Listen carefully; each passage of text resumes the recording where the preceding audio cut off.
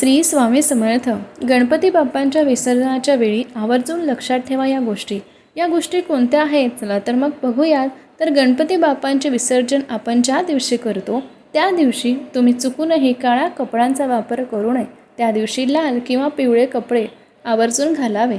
गणपती बाप्पांना जेव्हा आपण विसर्जनासाठी बाहेर नेत असतो तेव्हा गणपती बाप्पांच्या सोबत आवर्जून मोदकांचा नैवेद्य द्यावा आणि विसर्जन करताना ते मोदकसुद्धा गणपती बाप्पांसोबतच त्या विसर्जनाच्या वेळी टाकावे.